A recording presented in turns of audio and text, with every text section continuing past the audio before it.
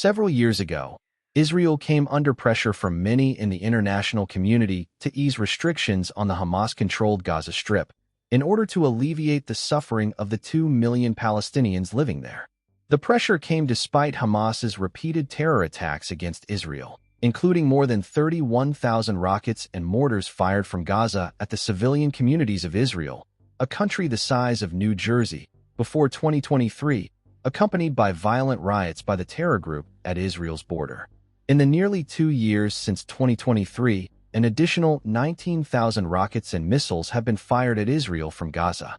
Which European country would tolerate 50,000 rockets, mortars, and missiles fired at it? Or even one rocket or missile? Since 2023, Israel nevertheless expressed its readiness to help the residents of the Gaza Strip despite the continued attacks and threats by Hamas to pursue its jihad, holy war, against Israel. As part of this assistance, Israel went as far as allowing Qatar to send billions of dollars to the Gaza Strip primarily for humanitarian aid, civil servant salaries, and infrastructure, often channeled through international organizations, including the United Nations Relief and Work Agency for Palestine Refugees, UNRWA. Qatar funded fuel for Gaza's electric power plant, construction materials for infrastructure projects, and food rations for impoverished families. Israel approved much of this funding, delivered in cash, as part of a policy to maintain calm and stability in the Gaza Strip. Israel's goal was not to prop up Hamas. Rather, it was a humanitarian gesture of goodwill to alleviate the impoverished condition of many Gazans in the hope that aid might avoid another round of fighting with Hamas. Previous rounds of fighting had seen many Palestinians killed, as well as the destruction of hundreds of homes throughout the Gaza Strip. The fighting was always triggered by Hamas's terror attacks. In addition to allowing funding from Qatar and many international aid organizations, Israel gradually increased the number of Palestinian workers allowed to cross into Israel from the Gaza Strip. After Hamas's brutal and violent takeover of the Gaza Strip in 2007, Israel was forced to ban many Palestinian workers from Gaza from entering Israel for security reasons. Needless to say, Israel's security concerns were not unjustified. The October 7th attack resulted in the murder of more than 1,200 Israelis and foreign nationals and the wounding of thousands. Out of 251 Israelis and foreign nationals kidnapped to the Gaza Strip on that day, 48 remain in captivity. Only 20 are believed to be alive. Beginning in late 2014, Israel resumed authorizing some workers from Gaza to enter Israel through a limited quota of merchant permits. The main purpose of these permits was to provide economic incentives to maintain calm in the Gaza Strip. The number of permits steadily increased in 2022 and 2023, reaching between 18,000 and 18,500 by October 7, 2023, with plans to increase the number to 20,000. On September 28, 2023, 2 weeks before the October 7th massacre, Reuters reported, Israel reopened crossing points with Gaza on Thursday, allowing thousands of Palestinian workers to get to their jobs in Israel and the West Bank, after nearly 2 weeks of closure prompted by violent protests organized by Hamas along the border. Around 18,000 Gazas have permits from Israeli authorities to work outside the blockaded enclave, proving an injection of cash amounting to some $2 million a day to the impoverished territory's economy. Reuters quoted an unnamed Palestinian official as saying that the Israeli gesture came upon the request of Egyptian and United Nations mediators to de-escalate tensions. Before the October 7th attack, the worst assault against Jews since the Holocaust, Israel went to unprecedented lengths to help the Palestinians in the Gaza Strip and avoid another war with Hamas.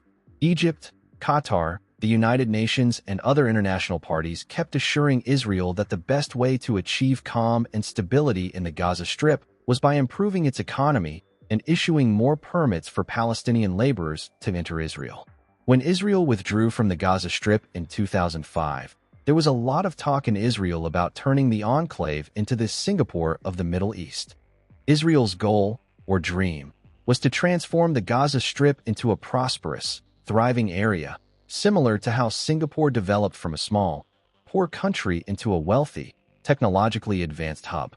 Israel clearly wanted to open a new chapter in its relations with the Palestinians of the Gaza Strip and work together on economic and technology projects for the benefit of both people.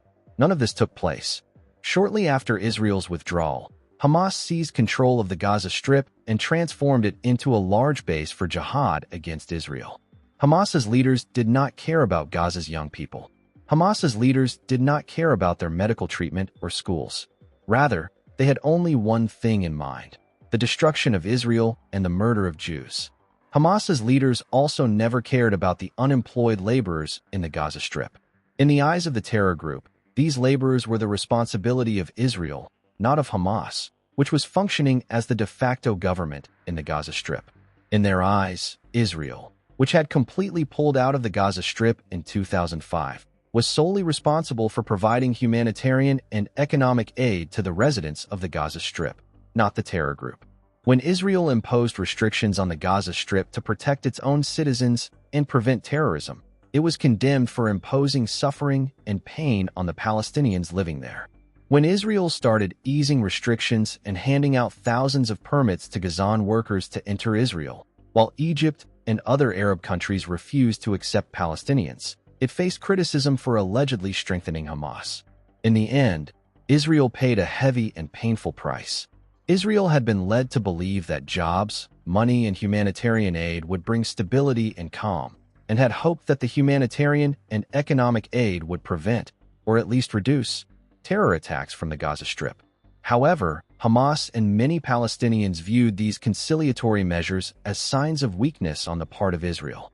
With or without the funding and humanitarian aid, Hamas anyway would have carried out its October 7th attack on Israel. What the international community fails to understand is that since the establishment of Hamas more than 35 years ago, its stated goal has been the elimination of Israel. For Hamas, the conflict with Israel has never been about the economy or settlements or improving the living conditions of the Palestinians. Hamas regards Israel as one big, illegitimate settlement that needs to be uprooted and replaced with an Islamist state. Israel is damned both for helping the Palestinians in the Gaza Strip and damned for not helping them enough. When Israel allows funding and economic aid sent into Gaza, as it did, Israel is blamed for helping fund Hamas's war against Israel. If Israel had refused to allow funding and economic aid to be sent into Gaza, Israel would be accused of starving and brutalizing the Palestinians. Everyone, it seems, wants to have it both ways so that whatever Israel does is wrong.